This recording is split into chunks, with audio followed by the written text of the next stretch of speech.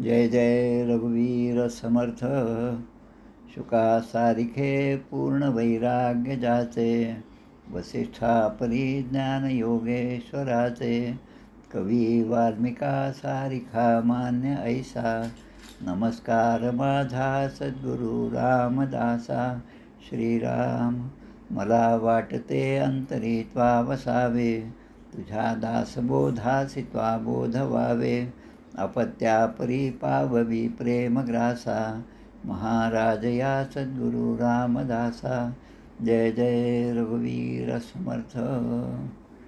श्रीकृष्ण गोविंद हरे मुरारे, हे नाथ नारायण वासुदेव. प्रद्युम्न दामोदर विश्वनाथ, मुकुंद विष्णोर्भगवन् नमस्ते. सच्चिदानंदरूपाय विश्वोत्पत्त्यादिहेतवे, तापत्रय विनाशाय श्रीकृष्णाय वयं नमः. कृष्णाय वासुदेवाय हरये परमात्मने, प्रणतक्लेशनाशाय गोविंदाय नमो नमः. वसुदेवसुतं देवं कंसचाणूरमर्दनं, देवकी परमानन्दं कृष्णं वन्दे जगद्गुरुं. कृष्णकमलपत्राक्षं पुण्यश्रवणकीर्तनं, वासुदेवै जगद्योनिं नौमि नारायणं हरिं. कृष्ण कृष्णेति कृष्णेति यो मां स्मरति नित्यशः, जलं भित्त्वा यथा पद्मं संसारात् उत्तराम्यहं. कृष्णाय वासुदेवाय देवकी नन्दनाय च, नन्दगोपकुमाराय गोविन्दाय नमो नमः. नमः पङ्कजनाभाय नमः पङ्कजमालिने, नमः पङ्कजनेत्राय नमस्ते पङ्कजाङ्घ्रे. गोपाल कृष्ण भगवान की जय. श्री भगवान वाच, ज्ञानं परमगुह्यं मे यद्विज्ञानसमन्वितं, सरस्यं तदङ्गं च ग्रहाणगदितं मया. यावानहं यथा भावो यद्रूपगुणकर्मकः, तथैव तत्त्वविज्ञानमस्तु ते मदनुग्रहात्. अहमेवासमेवाग्रे नान्यद्यत्सदसत्परं, पश्चादहं यदेतच्च यो वशिष्येत सोऽस्म्यहं. ऋतेऽर्थं यत् प्रतीयेत् न प्रतीयेच्चात्मनि, तद्विद्यादात्मनो मायां यथा भासो यथा तमः. यथा महान्ति भूतानि भूतेषु चावचेष्वनु, प्रविष्टान्यप्रविष्टानि तथा तेषु न तेष्वहम्. एतावदेव जिज्ञास्यं तत्त्वजिज्ञासुनात्मनः, अन्वयव्यतिरेकाभ्यां यत् स्यात् सर्वत्र सर्वदा. एतन्मतं समातिष्ठ परमेण समाधिना, भवान् कल्पविकल्पेषु न विमुह्यति कदाचित्. गोपाल कृष्ण भगवान की जय. एकादश स्कंदाचे अवतरणिका. एकादश स्कंद. एकादश स्कंद प्रथमोध्याय. यदुवंशाशी शाप होय. जनक योगेश्वर संवाद द्वितीय. नारद सांगे वसुदेवाशे. ब्रह्म माया कर्मयोग तृतीयात. भगवदावतार चतुर्थात. अभक्तांची गती पंचमात. पूजाविधी वर्णिली. परमधामाशी यावे श्रीपती. षष्ठात देव प्रार्थिती. यादव प्रभास तीर्थ जाती. उद्धव एकांती भेटत असे. अवधूतोपाख्यान 7, 8, 9. दत्ताचे गुरुज्ञान अभिनव. 10व्यात वर्णिली सोली व इह परस भोग असारता. बद्धमुक्त भक्तलक्षण. एकादशी ते वर्णन. सत्संग महिमा कर्मयोग कथन 12ोध्यायी. हंस सनकोपदेश त्रयोदशात. भक्तियोग ध्यानविधी चतुर्दशात. सिद्धी विभिन्न लक्षण पंचदशात. विभूती वर्णन षोडशी. वर्णाश्रम धर्म निरूपण 17व्यात केले कथन. वानप्रस्थ संन्यासी धर्म वर्णन बोलिले 18व्यात. भक्तिज्ञान साधन वर्णन 19व्यात कथन. ज्ञान कर्म भक्ती वर्णन 20व्यात बोलिले. गुणदोष व्यवस्था स्वरूप रहस्य त्याचा 21 होय. तत्वसंख्या प्रकृती पुरुष सोय 22व्यात बोलिली. तितिक्षु ब्राह्मण कथा 23 तो तत्वता. सांख्ययोग ज्ञान गाथा 24व्यात बोलिली. त्रिगुणवृत्ती निरूपण 25व्यात केले कथन. पुरुरव्याचे वैराग्य कथन 26व्यात बोलिले. क्रियायोग वर्णन 27व्यात केले असे निवेदित. निवेदिला परमार्थ 28व्या माझे. भागवत धर्म निरूपण उद्धव बद्रिकाश्रम गमन 29व्यात कथन केले असे. यदुकुळ संहार 30व्यात. श्रीकृष्णावतार शेवट स्वधाम गमन 31व्यात सुरस कथा वर्णिली. गोपाल कृष्ण भगवान की जय. जय जय रघुवीर समर्थ. आज ज्येष्ठ वद्य तृतीया शके 1947. एकादश स्कंदातला आजचा 5वा अध्याय जो आहे तो भक्तिहीन पुरुषांची गती आणि भगवंताच्या पूजाविधीचे वर्णन. आपल्या रोजच्या अनुभवामध्ये आपण पाहतो अनेक गोष्टी आपल्यासमोर घडत असतात, पण त्यातून आपण शिकण्याचा प्रयत्न करत नाही. म्हणजे बद्ध अवस्था जी आहे तीच प्रत्येकाला प्रिय वाटते, पण ज्यांच्या मनामध्ये काहीतरी नवीन जाणून घेण्याची इच्छा असते त्यांच्यामध्ये मुमुक्षत्व जागृत होतं आणि मग या सगळ्या बद्धतेपासून मी कसा सुटेल, याचा उपाय काय, असा तो शोध घेत जातो. म्हणजे बद्धाचं मुमुक्षूमध्ये रूपांतर होतं. मुमुक्षुचं साधक आणि मग सिद्ध या 4 पायऱ्या आपल्याला सांगितलेल्या आहेत. आजचा जो अध्याय आहे तो म्हणजे भक्तिहीन पुरुषांची गती. आता साधं उदाहरण आपण लक्षात घेऊया. काल परवाचा ते विमानाचा अपघात लक्षात घ्या. आज आता एक व्हिडिओ समोर आला की त्या विमानाचं जे टेम्परेचर होतं शेवटचं ते 1000 डिग्री होते. 40-45 डिग्रीमध्ये विदर्भामध्ये अकोल्यामध्ये हाहाकार होतो. कुठे कुठे 48पर्यंत राजस्थानमध्ये जातं, पण त्या ठिकाणी टेम्परेचर 1000 डिग्रीपर्यंत गेलेलं होतं. आता एवढ्या तापमानामध्ये असतानासुद्धा त्यामध्ये एक चांगली गोष्ट सापडली, ती अशी की भगवद्गीता जी आहे ती ज्या स्वरूपात होती, जसं ते छापलेलं पुस्तक होतं, तो ग्रंथ होता, तो जशाचा तसा हाती लागलेला आहे.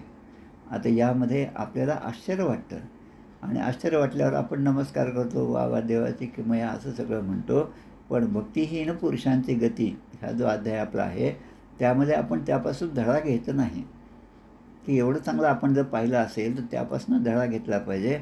किमान रोज आजपासून तरी मी रोज भगवद्गीतेचा 1 अध्याय वाचेल, रोज 2 समास आपल्या ग्रंथराज दासबोधाचे वाचेल, रोज नियमाने नामस्मरण करेन, असा जर संकल्प केला आणि त्याप्रमाणे आपण आपली साधना करत गेलो तर मग साधक आणि सिद्ध या अवस्थेपर्यंत जाण्याची सोय या नरदेहामध्येच आहे.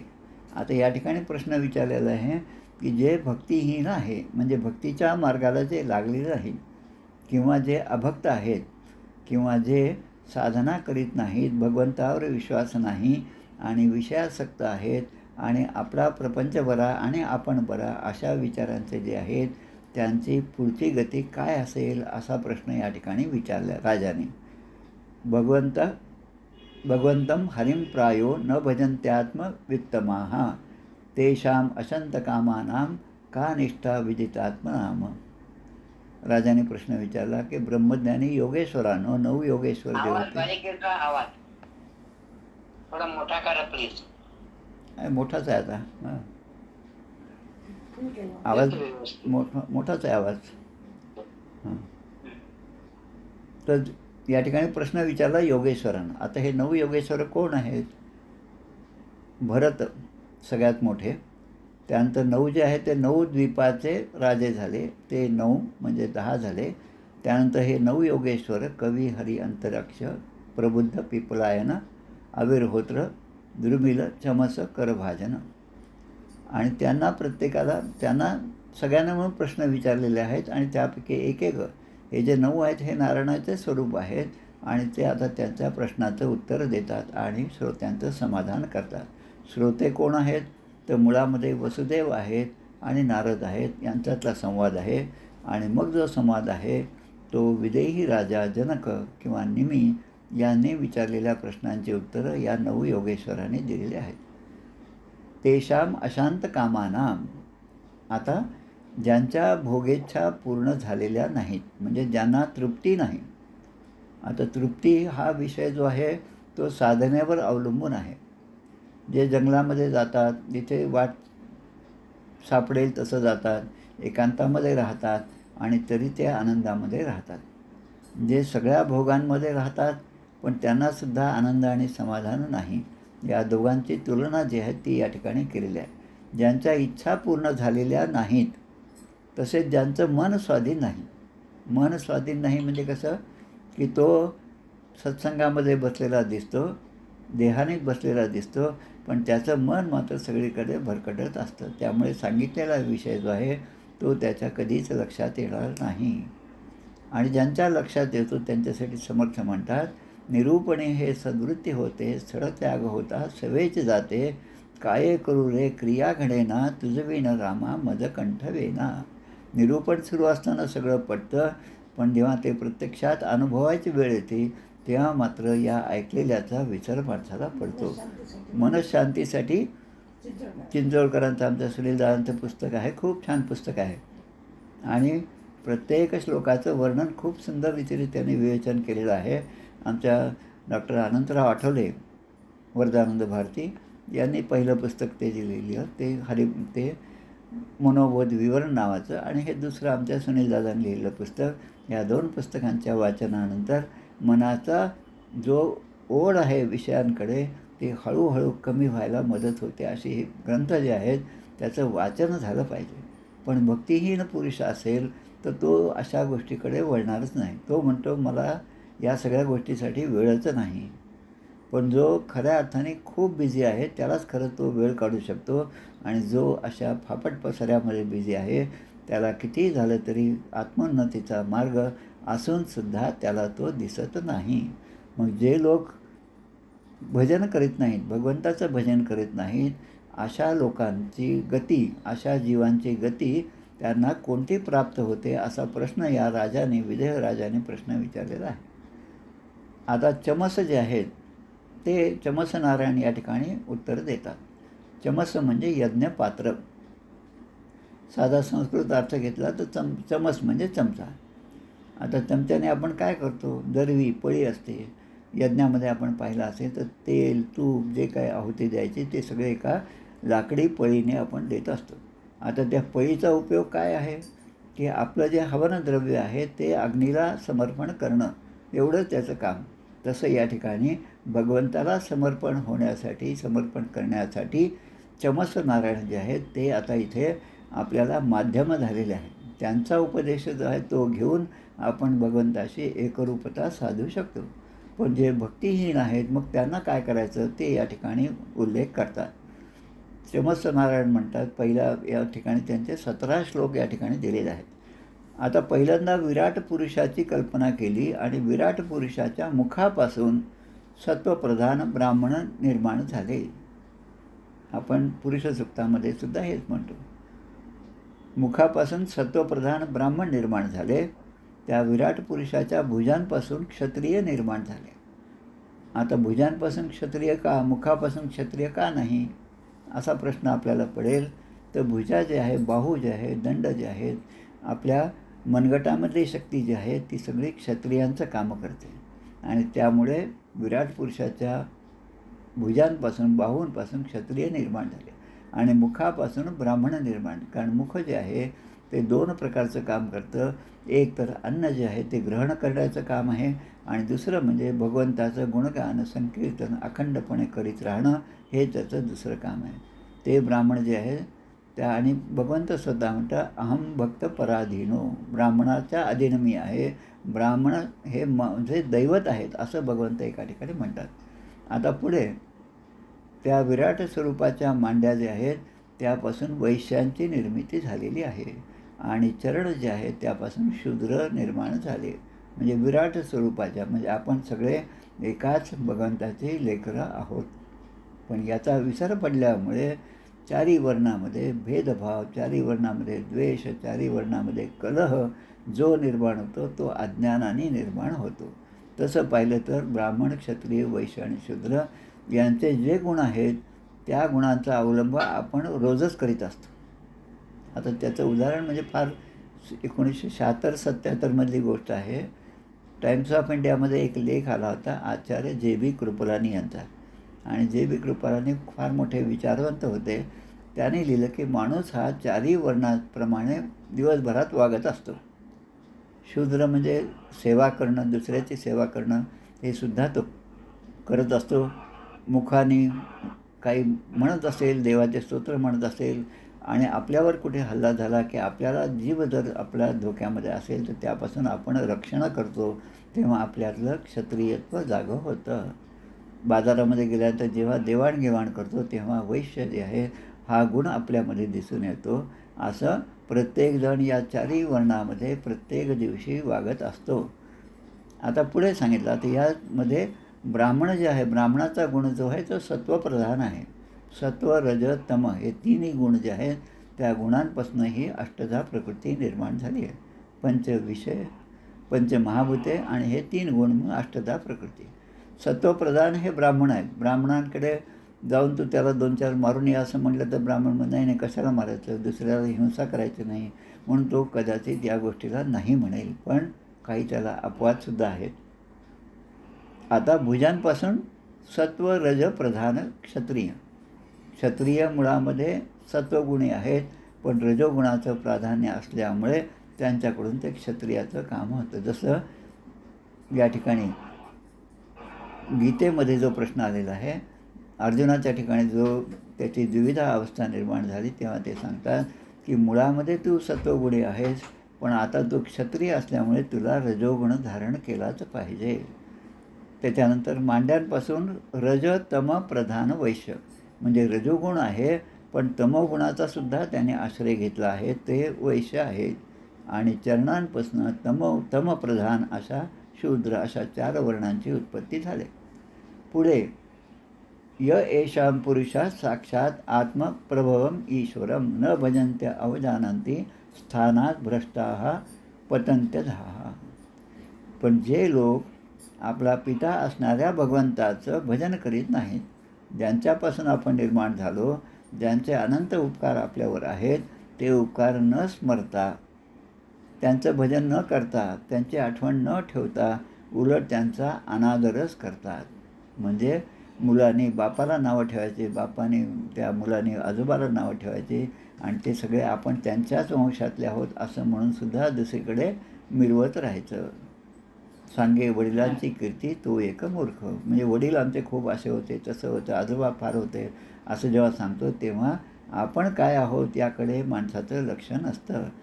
आता पुढे दूरे हरिकथा केचित दूरे चाच्युत कीर्तनाः. दूरे हरिकथा केचित. केचित म्हणजे काही जण, काही भक्त असणार, काही जीव जे आहेत, काही माणसं जे आहेत ते दूरे हरिकथा भगवंताच्या कथेपासून खूप दूर असतात. म्हणजे त्या कथेशी त्यांना काही घेणं देणं नसतं. आता कोण असताचं विचार करा.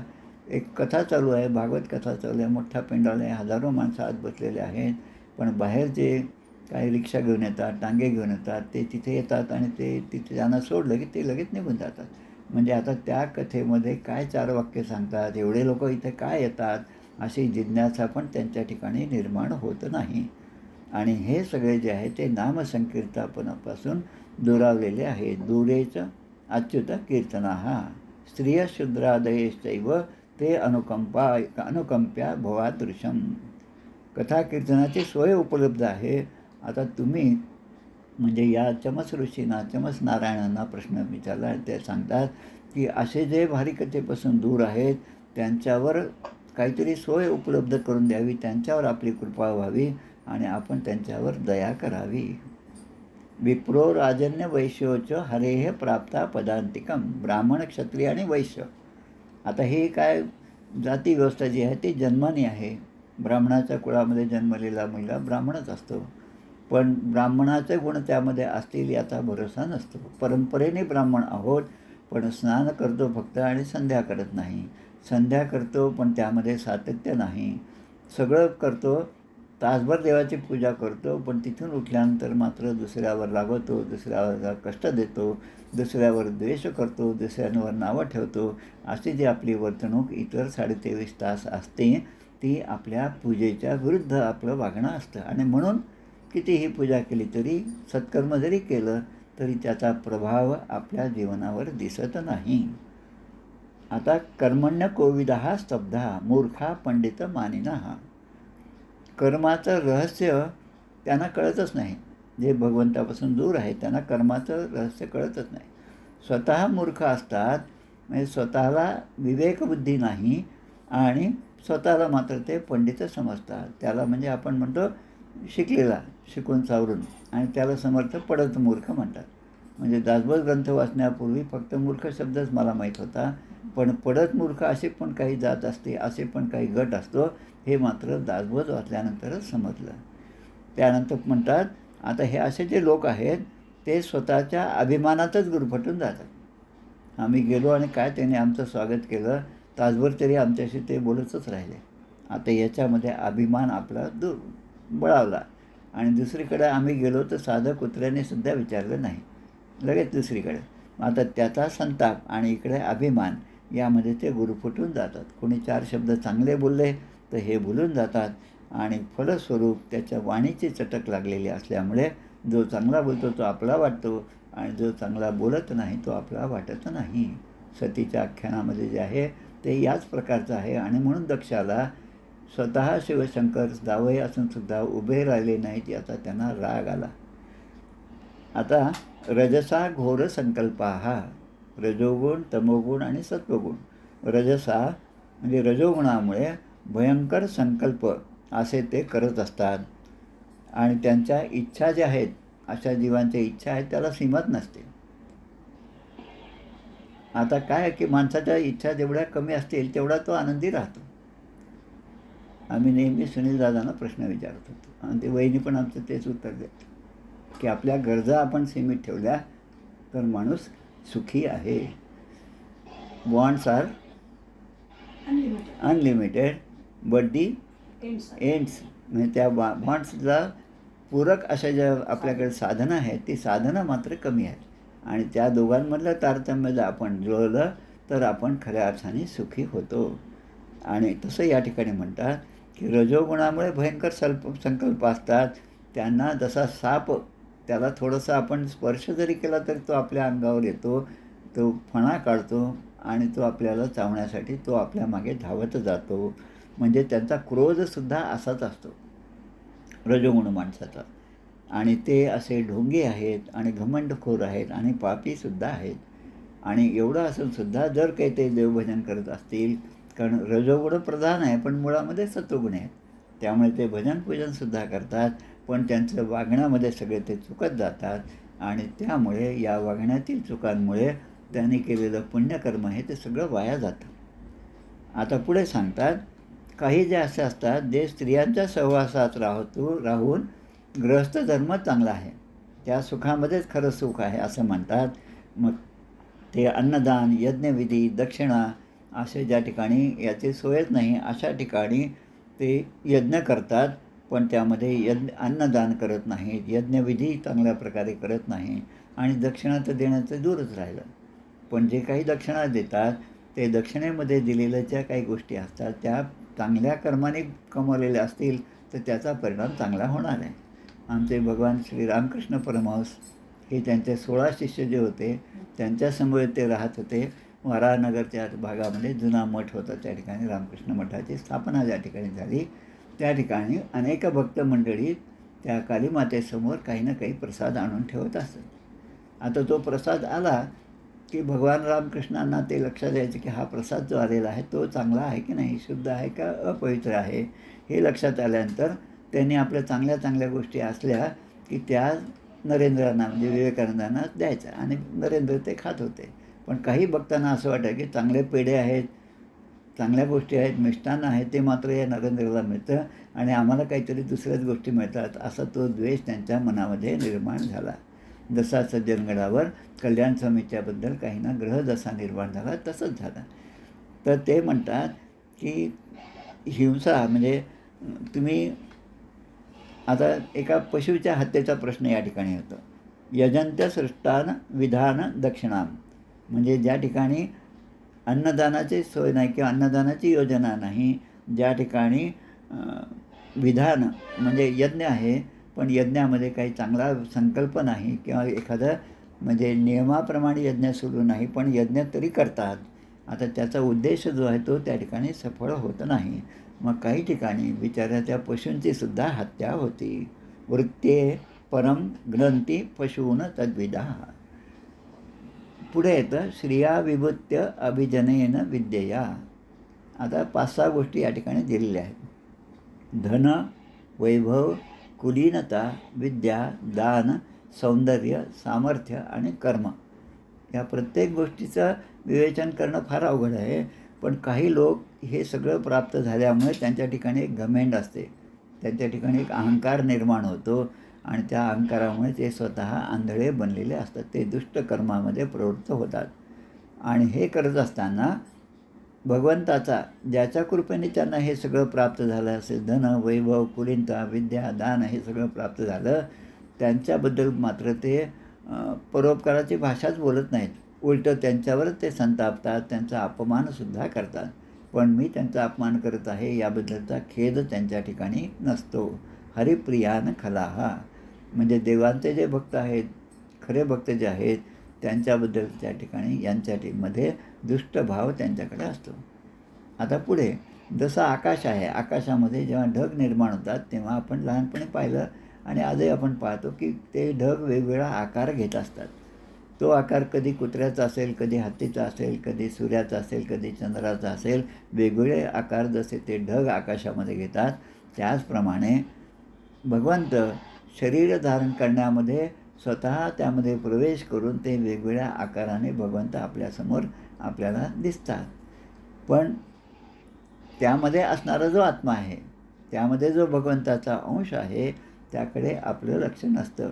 उपाधी देहे बुद्धी ते वाढविते, परी सज्जना केवी बाधू शकेते. माझं नेहमीचं उदाहरण मला आवडतं ते, आणि त्याचा अनुभव मी खूप घेतला म्हणून तेच पुन्हा सांगतो की त्या झेरॉक्सच्या दुकानामध्ये आपण जेव्हा जातो तेव्हा तो झेरॉक्स करून देणारा जो माणूस असतो, तो आपण कशाचं झेरॉक्स करत आहे हे तो वाचतच नाही. आपण 10 पानं दिले, त्याच्या 10 कॉपी झाल्या की 100 कॉपीचे पैसे घ्यायचे एवढंच त्याला समजतं. म्हणजे उपाधी देहबुद्धी ते वाढविते, परी सज्जना केवी बांधू शकेते.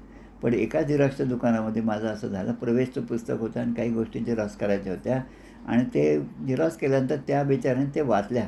म्हणजे जो सत्प्रवृत्त असतो त्याला ती इच्छा होती की अरे हे एवढंच आपल्याकडून घेऊन जातात तर काय आहे ते आपण वाचावं. आणि मग त्याने 1-2 समाज जेव्हा वाचले तेव्हा त्याला काहीतरी चांगलं वाटलं आणि मग त्यांनी विचारणा केली आणि मग हळूहळू अशा दृष्टीने पत्रद्वारा दासबोध अभ्यासाचा प्रचार मला करता आला. म्हणजे ज्यांचा कल भगवंताकडे आहे ते हळूहळू भगवंताकडे ओढल्या जातात. पण जे दुष्ट आहेत, जे खल आहेत, त्यांचे अधिक जन्म अजून काहीतरी व्हायचे असतं तेव्हा त्यांना पूर्णत्वाकडे जाता येतं. आणि म्हणून भगवंत म्हणतात की तुम्ही तुमच्या कर्माने घडत असता. तुमचं सत्कर्म असेल तर तुम्हाला चांगला मार्ग मिळेल, सत्कर्म नसतील तर त्या पापाचं सुद्धा तुम्हाला प्रायश्चित्त घ्यावे लागेल. आता पुढे लोके व्यायाम ईश मध्य सेवा. आता काही ठिकाणी जगामध्ये आपण पाहतो की काही यज्ञामध्ये स्वाभाविक प्रवृत्ती असते की त्यामध्ये काही 3 गोष्टी दिल्या आहेत यज्ञाच्या ह्याच्यामध्ये, मैथुन, मांस आणि मद्य या 3 गोष्टी. आता ती स्वाभाविक प्रवृत्ती माणसाची असते, पण त्यामध्ये प्रवृत्त करण्यासाठी वेद आज्ञा करीत नाहीत. वेदांत सांगणं की या गोष्टीपासून माणसाने दूर राहा. विवाह असेल, यज्ञ असेल किंवा सौतरामणी नावाचा एक यज्ञ आहे, त्यामध्ये या गोष्टींची सेवनाची व्यवस्था लावून दिली आहे. आता सेवन म्हणजे काय की जरी त्या ठिकाणी मद्य असेल तर त्याचं सेवन म्हणजे ते आपण पिलं पाहिजे असं नाही. जसं आपण एकादशीला कोणी आपल्याला प्रसाद आणून दिला तर आपल्याला एकादशी असली तर आपण तो प्रसाद खात नाही, ग्रहण करत नाही. फक्त त्याने आणल्यावर त्यांना आपण नमस्कार करतो, नाही आमची एकादशी आज आमचा शनिवार आहे, तर नमस्कार केल्यानंतर आपण त्यापासून मुक्त होतो. पण नाही मी आज घेत नसतो, माझं हे नसतं ते नसतं असं केलं तर आपला अहंकार तिथून दिसून येतो. जसं आता धन आहे, धनांचं कर्म धर्मैक फलम यतो वै ज्ञानम सविज्ञानम प्रवशांती. की धनाचं उद्दिष्ट काय आहे, धनप्राप्तीचं काय आहे की धन कसं की ते चांगल्या मार्गाने आपल्याकडे आलेलं असलं आणि त्याचा व्ययसुद्धा चांगल्या प्रकारे झाला पाहिजे. जेवढं आपल्याला धन मिळतं, जेवढं पेन्शन मिळते, जेवढा पगार मिळतो, जेवढं आपण कमवतो त्याच्या काहीतरी 10% तरी आपण समाजासाठी खर्च केला पाहिजे.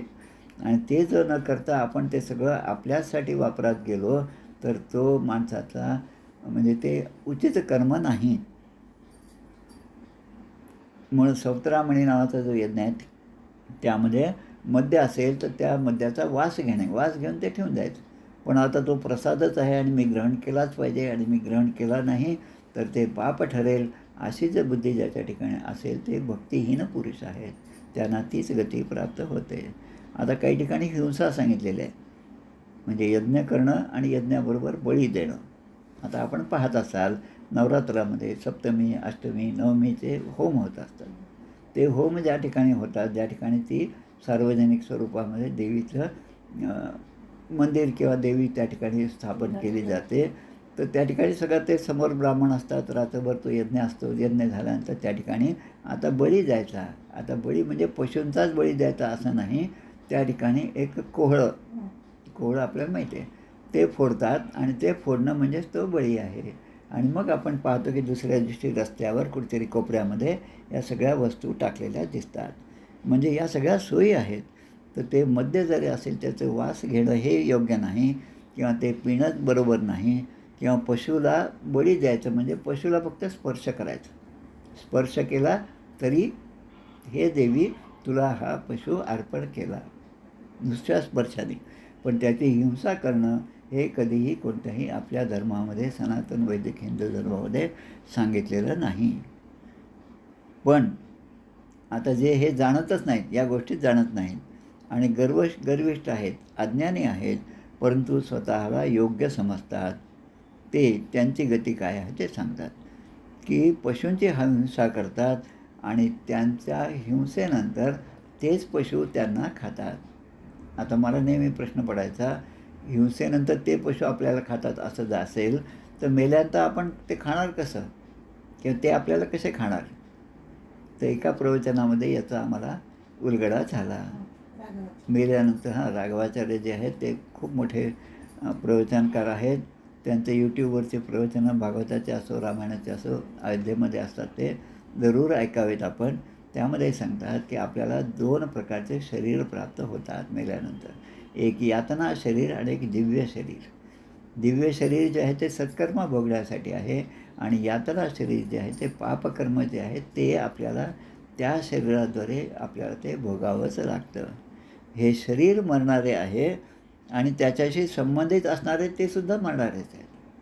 काल आपण तसा श्लोक वापरला, मरे एक त्याचा दुधा शोक आहे, अकस्मात तोही पुढे जात आहे. आणि यदृष्टम तन्नष्टम श्रुतीचं वाक्य आहे, श्रुती आहे. जे जे निर्माण होतं ते ते लयाला जाणार आहेच, पण जे निर्माणच झाले नाही त्याची वार्ता पुससी काही. जे घडलेच नाही, जे घडलंच नाही, जे निर्माणच झाले नाही. अहम अजम अव्ययम सनातन. अजम म्हणजे ज्याला जन्म नाही, अव्यय म्हणजे ज्याचा व्यय नाही, म्हणजे जो खर्च होत आहे, जो जसा आहे तसाच आहे. पूर्णात पूर्ण विशिष्यते, पूर्णमेवा विशिष्याय पूर्णमेवा. तसं त्याप्रमाणे जरी त्यामध्ये काही घट झाला तरी त्यामध्ये मुळामध्ये काही घट होत नाही. पशून द्रुहंती विस्तब्धा प्रेत्य खादंती तेच तान. प्रेत्य खादंती तेच तान. आता खादंती इथे पुरुष आहे, प्रथम पुरुष आहे. खादसी खादती खादता खादंती. त्याप्रमाणे प्रेत्य खादंती तेच तान. तान म्हणजे त्यांना. तत् सर्वनामाचं हे रूप आहे तान, द्वितीयचं रूप. त्यामध्ये ते म्हणतात, ज्या पशूंना आपण मारून खाल्लं तेच पशु पुढे आपण मेल्यानंतर आपल्या यातना शरीराला त्याच इजा करतात. मागे आपण नरकाचं वर्णन पाहिलं आहे. त्या नरकाच्या वर्णनामध्ये 28 प्रकारचे नरक सांगितलेले आहेत. त्यामध्ये ह्या सगळ्या गोष्टी दिलेल्या आहेत. आता जो द्वेष करतो, आता द्वेष आपण दुसऱ्याचा करतो तेव्हा मी वेगळा आणि तो ज्याचा द्वेष करतो तो वेगळा, अशी भावना आपल्या मनामध्ये पक्की दृढ झालेली असते. पण मीच सगळीकडे आहे ही भावना ज्यांच्या मनामध्ये असतात ते कोणाचाही तया अंतरी क्रोध संताप कैचा, जगे धन्य तो दास सर्वोत्तमाचा. ते जे सज्जन आहेत त्यांच्या अंतरंगामध्ये कधीही या वाईट भावना नसतात, आणि म्हणून कामी निकामी लोका बरे पाहे असं संतांची वागणूक असते. आता ज्या लोकांनी मोक्ष प्राप्त करून घेतलेला नाही, जे पूर्णपणे अज्ञानी सुद्धा नाहीत, म्हणजे आता दोन्ही गोष्टी आल्या, मोक्षापर्यंत पोहोचलेले नाहीत आणि तसं पाहिलं तर अज्ञानी सुद्धा नाहीत, ते धर्म अर्थ आणि काम या 3 पुरुषार्थांनाच महत्त्व देतात. धर्म अर्थ आणि काम या 3 पुरुषांना महत्त्व देतात. खरं म्हणजे हे 4 पुरुषार्थामध्ये धर्मापासून सुरुवात आहे. धर्म अर्थ काम आणि मोक्ष. याचा अर्थ धर्म आणि मोक्ष या दोन भिंतीच्या मध्ये असणारे अर्थ आणि काम. धर्माने वागून मोक्षाच्या प्राप्तीसाठी जो अर्थ आपण संचित केला, जो आपण अर्थ मिळवला, त्याचा उपयोग आपल्याच्या मोक्षाच्या प्राप्तीसाठी झाला पाहिजे. आणि तो नाही झाला तर मग ते आपलं अधर्म जे आहे त्याचं पाप आपल्यावर लागतं. अशा लोकांना या ठिकाणी आत्मघातकी म्हणलेलं आहे या श्रीमद भागवता. त्रैवर्गिका यक्षणिका आत्मानं घातयन्ति ते. आत्मानं घाते, ते आत्महत्याराच आहेत, ते आत्मघातकीच आहेत असं या ठिकाणी म्हणलेलं आहे. आता पुढच्या याच्यामध्ये सांगतात जे अज्ञानाला ज्ञान मानतात, म्हणजे आता ही एक पडत मूर्खाच्या लक्षणासारखं आलं. त्या आत्मघातकी लोकांना कधीच शांती मिळत नाही. भ्रमित मनवळेना हीच ते आकळेना परमकठीण देही देहबुद्धी गळेना. आणि त्या सुरुवातीला आपण म्हणतो सुख सुख म्हणत आहे दुःख ठाकून आले भजन सकळ गेले चित्तदुष्टीत झाले. आता चित्तदुष्टीत झालं की भ्रमित मन वळेना, भ्रमामुळे इकडे तिकडे भरकटणारं मन जे आहे ते पुन्हा तळावर येत नाही. आणि परमकठीण देही देहबुद्धी कळेना. याचं मूळ जे आहे ते देहबुद्धीमध्ये आहे. आणि म्हणून सांगतात ते देहबुद्धी ते आत्मबुद्धी करावी. आणि कशी करावी याचं सगळं अशा सगळ्या ग्रंथाच्या वाचनाने या गोष्टी होतात. आणि मग हे लोक जे आहेत असे जे जीव आहेत ते कृतकृत्य न होताच नाश पावतात. शंकर पार्वतींचा संवाद आहे. उमा कहूमय अनुभव अपना. भगवान शंकर पार्वती मातेला सांगतात उमा कहूमय अनुभव अपना सत हरि भजनू जगत सब सपना. काय सांगतात? सत हरि भजनू, भगवंताचं भजन हेच एक सत्य आहे. आणि जगत सब सपना, हे दृश्य जगत आहे ते सगळं एका स्वप्नाप्रमाणेच आहे. आणि तसंच आपण दुसरीकडे म्हणतो की त्रिवेणी संगमी नाना तीर्थभ्रमी चित्त नाही नामी तरी ते व्यर्थ. नामासी विन्मुख तो नर पापिया हरिविण धावया न पवे कोणी. पुराण प्रसिद्ध बोलिले वाल्मिकी नामे तिन्ही लोक उद्धार. त्या नामाने तिन्ही लोकांमध्ये उद्धार होणार आहे. ज्ञानदेव म्हणे नाम जपा हरीचे परंपरा त्याचे कुळ शुद्ध. हरीच्या नामाने आपलं कुळ 21 कुळ आईकडचे 21 कुळ वडिलांकडचे हे सगळे शुद्ध होतात. आणि म्हणून जे लोक भगवंतांना विन्मुख झाले आहेत त्याने कितीही परिश्रम केले, घर पुत्र मित्र धन संपत्ती सगळं गोळा केली तरी शेवटी ते सगळं इथेच राहतं. आणि नाईलाजाने ते पुन्हा घोर नरकात जाऊन पडतात. तमो विशंत्य अनिच्छंतो वासुदेव परांमुखा. तमो विशंत्य म्हणजे ते नरकामध्येच प्रवेश करतात असं या ठिकाणी चमसनारायण यांनी उत्तर दिलेलं आहे. आता राजाने पुन्हा प्रश्न विचारला कस्मिन् कालेच भगवान किं वर्णः कीदृशो नृभिः नाम्ना वा केन विधिना पूज्यते तदिहोच्यताम्. या भगवंताबद्दल तुम्ही आम्हाला सांगत आहात ते भगवंत कोणत्या वेळी कोणता रंग आणि कोणता आकार धारण करतात. आता भगवंत निर्गुण असेल तर त्यामध्ये वेळेचं भान नाही. भगवंत निर्गुण असेल तर रंगाचा संबंध नाही. भगवंत निर्गुणच आहेत आणि त्यामुळे त्यांना आकार नाही. निराकार निर्गुण असं परब्रह्म आहे. पण त्यांनी या ठिकाणी जेव्हा या भूतलावर अवतार घेतात तेव्हा त्यांना या सगळ्या गोष्टी लागू होतात. आता माणसे त्यांचे कोणत्या नावाने कोणत्या विधीने उपासना करतात ते आपण आम्हाला सांगावं असा प्रश्न होता. नामना वा केन विधिना पूज्यते तदी होच्यताम. आता करभाजन जे आहेत शेवटचे 9 योगेश्वर जे आहेत ते आता या प्रश्नाला उत्तर देतात. आता करभाजन म्हणजे हाताला किंवा देहाला साधन मानून जो सत्कर्म करतो, हाताला किंवा देहाला साधन मानून जो सत्कर्म करतो त्याला करभाजन असं म्हणतात. आता करभाजन नारायण या ठिकाणी सांगतात. आता यांचं सांगणं खूप विस्ताराचं आहे. कृतं त्रेता द्वापरंच कलिर इत्येषु केशवः नाना वर्णाविधाकारो नानैव विधी नेज्यते. 4 युग जे आहेत सत्य त्रेता द्वापार कली जे आहेत याच्याबद्दल सांगतात. आता या युगामध्ये भगवंताचा रंग, नाम आणि आकृती या वेगवेगळ्या असतात. आता यांचा हिशोब जो आहे तो मग मी जरा केला. माझा विषय स्टॅटिस्टिक्स असल्यामुळे थोडीशी उत्कंठा होती. 4,32,000 वर्ष कलियुगाचे आहेत. त्याच्या दुप्पट असणारं द्वापर आहे 8,64,000 वर्ष. त्याच्या 3 पट असणारं 12,96,000 वर्ष त्रेतायुग आहे. आणि 4 पट असणारं 17,28,000 वर्ष सत्ययुग आहे. सत्य, त्रेता, द्वापार, कली या चारीला म्हणून एक चतुर्युग म्हणतात.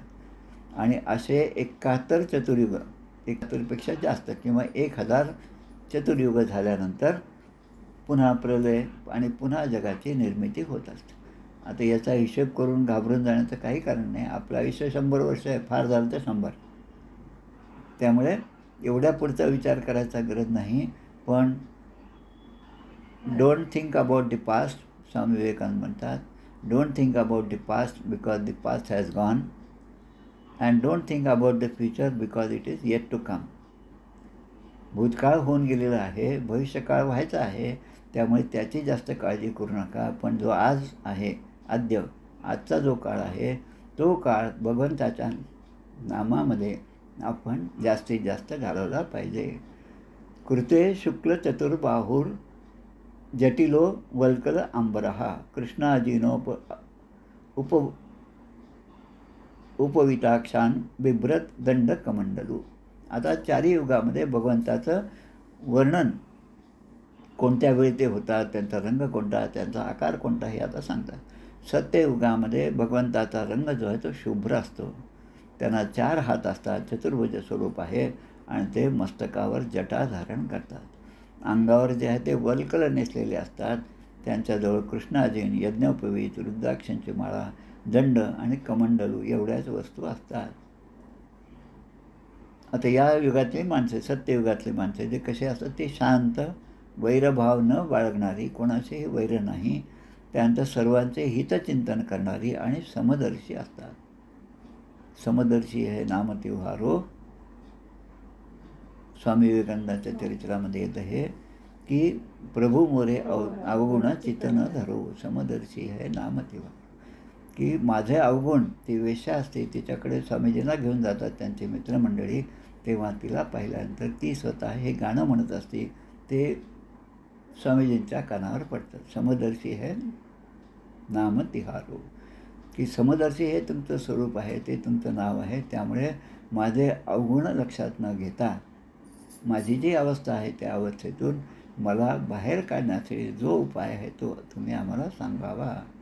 मनुष्यास्तु तदा शांता नैर्वैरः सुरधा समाहा यजन्ते तपसा देवं शमेनच दमेनच.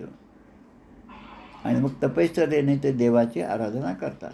आता या युगामध्ये म्हणजे सत्ययुगामध्ये कोणते कोणते भगवंताचे अवतार झाले त्याची एक यादी या ठिकाणी दिली. हंस, सुपर्ण, वैकुंठ, धर्म, योगेश्वर, अमल, ईश्वर, पुरुष, अव्यक्त आणि परमात्मा अशी त्यांची नावे आहेत. सत्ययुगानंतर मग त्रेतायुग येतं. त्रेतायुगामध्ये रामाचा अवतार झाला. त्रेतायाम रक्तवर्णोसौ चतुर्बाहू अस्त्री मेखला. 3 मेखला अंगावर धारण करतात. त्यांचा रंग लाल असतो. केस सुवर्णासारखे सोनेरी असतात आणि स्त्रुक, स्रुवा, यज्ञपात्र ते धारण करतात. कारण यज्ञ या त्रेतायुगामध्ये यज्ञाला जास्त महत्त्व आहे. आणि मग सांगतात की माणसे धर्मावर निष्ठा ठेवणारी होती त्या काळामध्ये. वेदांचे अध्ययन करणारी आणि वेद स्वतः शिकून दुसऱ्यांना सांगणारी अशी माणसं होतात. आता 3 वेदांचा नेहमी उच्चार होतो. त्रयीवेद, वेदत्रयी म्हणतात, त्रय्या म्हणतात. यजंती विद्येया त्रय्या धर्मिष्ठा ब्रह्मवादिनः. वेदत्रयी म्हणजे ऋग्वेद, यजुर्वेद आणि सामवेद. अथर्ववेद जो आहे तो नंतरचा आलेला आहे. त्यामुळे या 3 यांना वेदत्रयी असं म्हणतात. आणि त्यामधूनच ते त्याच्या वाचनाने ते आपल्या श्रीहरींची आराधना करीत असतात. आणि त्रेतायुगामध्ये आता जे नावं आहेत भगवंताची ती नावं या ठिकाणी दिली आहे. विष्णू, यज्ञ, पृश्निगर्भ, सर्वदेव, उरुक्रम, वृषाकपी, जयंत, उरुगाय ही सगळी नावं विष्णू सहस्रनामामध्ये वेगवेगळ्या ठिकाणी येतात. वृषाकपी मे आत्मा सर्वयोग विनिश्रुता. जयंत आहे, उरुगाय आहे, आता द्वापार युगाचा प्रश्न विचारला, कोणत्या युगामध्ये भगवंत कोणतं रूप धारण करतात, कोणता रंग असतो. द्वापार युगामध्ये भगवंताचा रंग हा सावळा असतो. राम सावळा सांभाळ, आपण रामाचं वर्णन पाहतो. त्यानंतर ते पितांबर धारण करतात. शंख, चक्र, गदा, पद्म हे चारही आयुध त्यांच्या ठिकाणी असतात. भगवंताच्या वक्षस्थळावर श्रीवत्स चिन्ह आहे आणि कौस्तुभमणी त्यांच्या वक्षस्थळावर विराजमान आहे. आता तम यदा पुरुषम मर्त्या महाराजोपलक्षणम, त्यावेळी जिज्ञासू माणसं, भगवंतांना जाणून घेणारी जी माणसं आहेत ते अशा राजचिन्हाने युक्त अशा भगवंताची वैदिक आणि तांत्रिक विधीने आराधना करीत असतात. आता 2 श्लोक दिले आहेत, ते महत्त्वाचे आहेत. नमस्ते वासुदेवाय नमः शंकर्षणाय च प्रद्युम्नाय अनिरुद्धाय तुभ्यं भगवते नमः. नारायणाय ऋषे पुरुषाय महात्मने विश्वेश्वराय विश्वाय सर्वभूतात्मने नमः. वासुदेव, संकर्षण, प्रद्युम्न, अनिरुद्ध, ऋषी नारायण, कारण आपण पाहिलं नर आणि नारायण, ते ऋषी नारायण आणि महात्मा नर. आता नर नारायण म्हणजेच कोण आहेत, त्याकडे श्रीकृष्ण आहेत आणि अर्जुन आहेत. त्यानंतर विश्वेश्वर, विश्वरूप आणि सर्वभूतात्मा अशा भगवंतांना आम्ही नमस्कार करतो. इति द्वापर उर्वीश स्तुवंती जगदीश्वरम नानातंत्रविधानेन कलावपी यथा शृणू. कलियुगामध्ये भगवंताचा कृष्ण वर्ण आहे. आता भगवंताच्या वर्णामध्ये सांगतात की अंग कोणतं, उपांग काय, अस्त्र काय आणि पार्षद काय हे सांगतात. आता अंग म्हणजे त्यांचं हृदय, म्हणजे आपण जे शरीराचे जे अवयव आहेत ते अंग.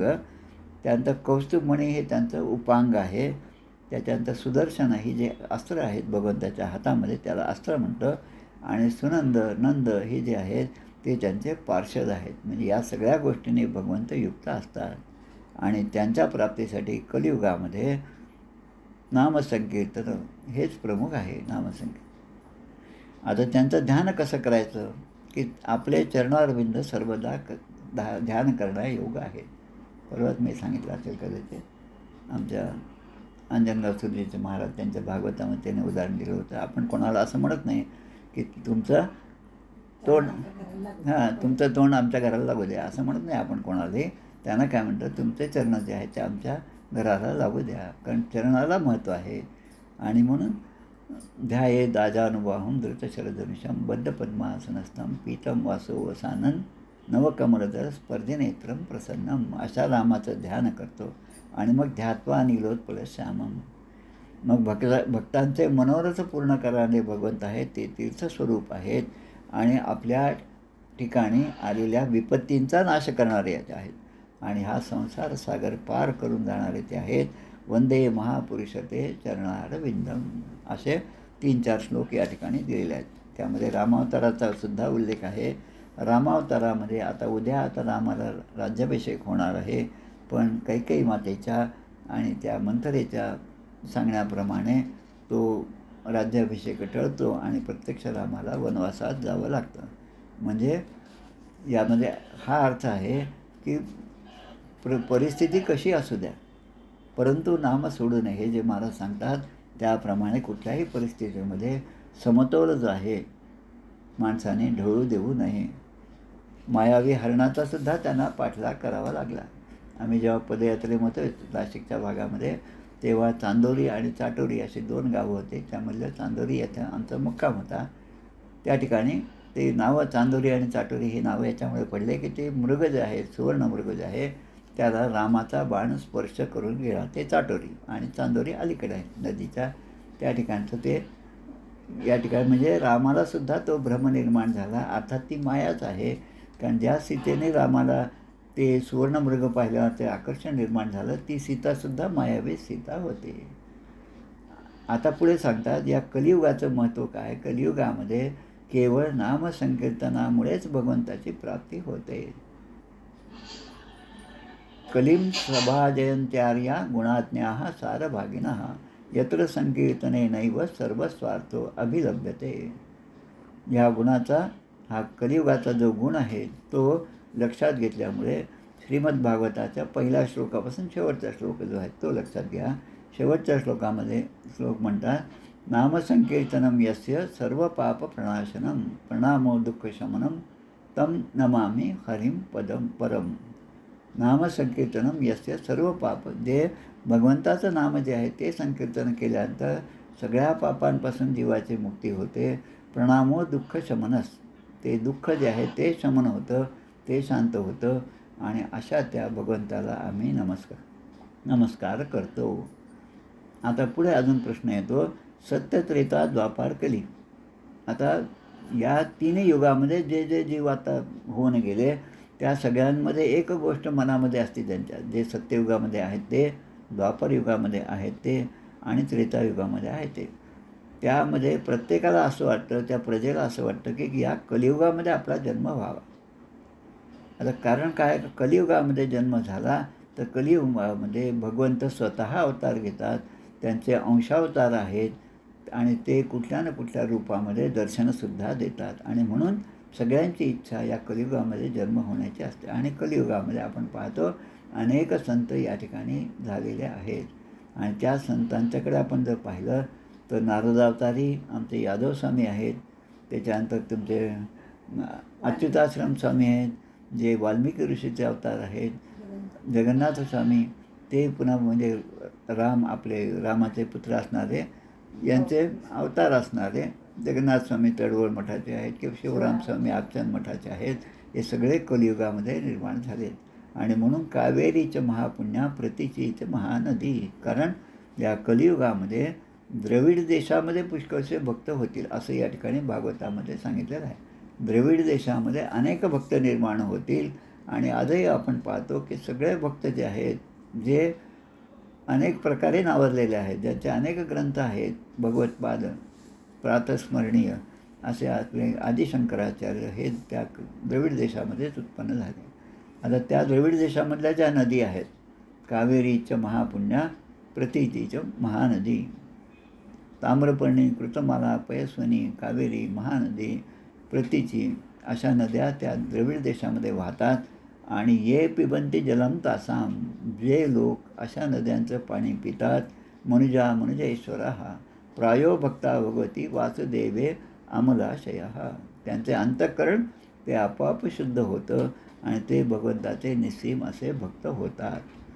आता देवर्षी भूतात्म नृणाम पितृणाम जे आपल्याला यज्ञ सांगितले आहेत, देवयज्ञ, ऋषीयज्ञ, भूतयज्ञ, त्याच्यानंतर अतिथीचा सत्कार, पितरांचं, या सगळ्या ऋणामधून मुक्त व्हायचं असेल तर ते सर्वत्व भावाने भगवंताला शरण जाणे. आणि जो कोणाचाही सेवक नाही, कोणाच्याही ऋणामध्ये राहत नाही असा तो भगवत भक्त हा आपल्याच आनंदामध्ये नेहमी असतो. स्वपादमूलम भजत प्रियस्य त्यक्तान्य भावस्य हरिः परेश. चरणकमलाचे जो अनन्य भावाने भजन करतो त्या ठिकाणी असणारा भगवंताचा अंश त्याच्या हृदयामध्ये. सर्वस्यचाहं हृदय सन्निविष्टो मतस्मृती ज्ञानमपोहनंच वेदैश्च सर्वैरहमैव वेद्यो वेदांतकृद्वेद विदेव चाहं. त्या सगळ्यांच्या ठिकाणी जो भगवंत आहे, जो भगवंताचा अंश आहे, ते भगवंताचे अंश अशा परमप्रिय भक्तांच्या हृदयामध्ये असणारी जे काही पाप असतील ते सगळे धुवून टाकतात स्वतः. आता हे सगळं ऐकून आता नारद जे आहेत ते नारद वसुदेवांना सांगतात की असा हा भागवत धर्म मिथिला नरेश ऐकून संतुष्ट झाला. मिथिला नरेश जनक संतुष्ट झाला आणि त्यांनी त्या 9ही योगेश्वरांची उत्तम प्रकारे पूजा केली. प्रीत सोपाध्यायो ह्य पूजयत. त्यांनी पूजा केली. त्यानंतर त्यांनी भागवत धर्माचे आचरण केले आणि परमगती प्राप्त करून घेतली. अस्थिता श्रद्धया युक्तो निस्संगो यास्यसे परम. आणि मग ते सांगतात वसुदेवाला, तू पण या भागवत धर्माचे आचरण श्रद्धेने कर आणि तेव्हा सगळ्या आसक्तीपासून मुक्त होऊन तुम्हालासुद्धा परमपद प्राप्त होईल. आता याच्या विरुद्ध जे होते कृष्णाच्या चरित्रामध्ये दशमस्कंदामध्ये आपण पाहिले ते शिशुपाल, पौंड्रक, शाल्व इत्यादी जे आहेत, जे नेहमी वैरभावानेच कृष्णाशी वागलेले आहेत. आता त्या वैरभावामध्ये कृष्णाचं चालणं असेल, कृष्णाचा लीलाविलास असेल, झोपताना बसताना ते स्वतः कृष्णाचं चिंतन करत होते. आणि भगवंताचं चिंतन असं अखंड त्यांच्याकडून झालं अपिचेत सुदुरात्मा भजते माम अनन्य भाग. या न्यायाप्रमाणे त्या सगळ्यांना सारूप्य मुक्ती प्राप्त झालेली आहे. माया मनुष्य भावेन गूढैश्वर्य परे व्ययः. तो मायेने मनुष्य रूप धारण करून आपले ऐश्वर्य भगवंताने झाकून ठेवलेलं आहे. त्याच काळामध्ये कौरव होते, त्याच काळात पांडव होते. अर्जुनाला जे कृष्णाचं स्वरूप अर्जुनाला दिसलं ते इतरांना मात्र दिसलं नाही. सगळे तिथंच उपस्थित होते. आणि म्हणून ये यथा माम प्रपद्यन्ते ताम तथैव भजाम्यहम्. शुकदेव आपल्याला सांगतात की नारदांच्या तोंडून वसुदेवाने हे ऐकलं. देवकीसुद्धा माता तिथे होती. त्या दोघांनाही अतिशय आनंद झाला, आश्चर्यसुद्धा वाटले. आणि त्यांच्या मनामध्ये जो काही मोह थोडासा शिल्लक होता तो सुद्धा निघून गेला. कारण त्यांनी सांगितलं की कृष्णाला आत्तापर्यंत तुम्ही तुमचा मुलगा या भावाने नाही तुम्ही त्यांच्याकडे पाहिलं, पण ते भगवंत आहेत, ते कृष्ण भगवत स्वरूप आहेत, हे तुम्ही आता लक्षात घ्या. आणि त्या क्षणी त्यांनी तो आपला मोह जो होता शिल्लक होता तो सोडून दिला. जहतुर्मोहम आत्मनः इतिहासम इमं पुण्यम धारयेत यः समाहितः. हा पवित्र इतिहास आत्तापर्यंत जो उपदेश केलेला आहे तो जो एकाग्र चित्ताने श्रवण करतो, आत्मसात करतो, तो आपला सगळा शोक मोह दूर करतो आणि ब्रह्मपदाला प्राप्त होतो. असे श्लोक जवळपास आत्तापर्यंत 15-20 ठिकाणी तरी आलेले आहेत. प्रत्येक अध्यायाच्या शेवटी आलेले आहेत. याप्रमाणे हा अध्याय या ठिकाणी पूर्ण होतो. इथे श्रीमद्भागवते महापुराणे परमहंस्यां संहितायां एकादश स्कंदे पंचमोऽध्यायः. श्रीकृष्णार्पणमस्तु. आरती म्हणूया आपण. आता पुढच्या अध्यायामध्ये 6व्या अध्यायामध्ये भगवंतांना स्वधामाला परतण्यासाठी देवतांची प्रार्थना आणि प्रभास क्षेत्री जाण्याची यादव तयारी करत आहेत. आणि त्याच वेळेस उद्धवांचं त्या ठिकाणी आगमन झालं. हा 6वा अध्याय आपण पुढच्या आठवड्यात पाहणार आहोत. गोपाळ कृष्ण भगवान की जय. जय हो जय श्री भागवता, आरती करी तुझ भगवंता. श्री शुकमुनीने परम भक्तीने नाना परीने गायले जा हरिचरिता. आरती करी तुझ भगवंता. वेद तरुचे मधुर फळ, स्वादुरसे जे सोज्वळ. आत्पाराम मुनी अचळ, सेवुनी करीती जन सफळ. महापर्वणी आली अवनी, की अगहरणी भवजलतरणी ती पतिता. आरती करी तुझ भगवंता. येथे व्यासाची वाणी, सार्थक हरिगुण गावोनी. शास्त्र पुराणी मुकुटमणी, परम प्रेमामृत जननी.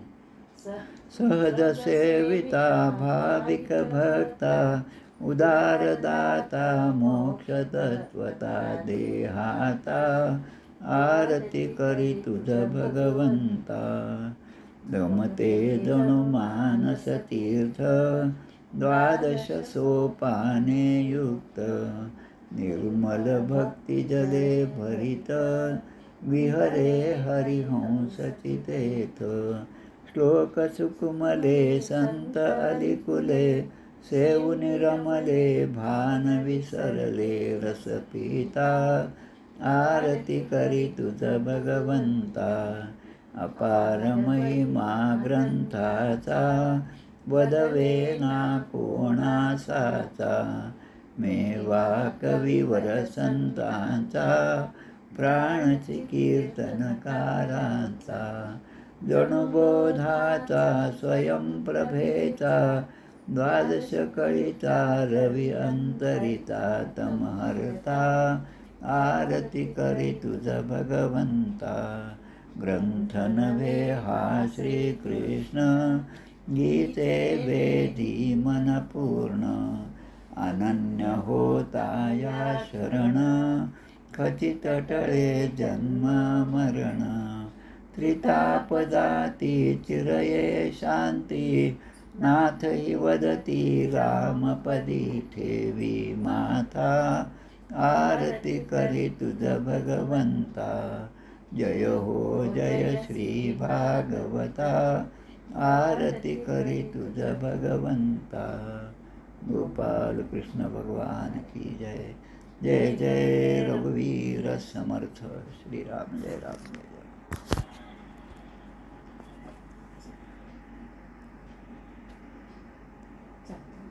जय. जय श्रीराम. जय श्रीराम जय श्रीराम.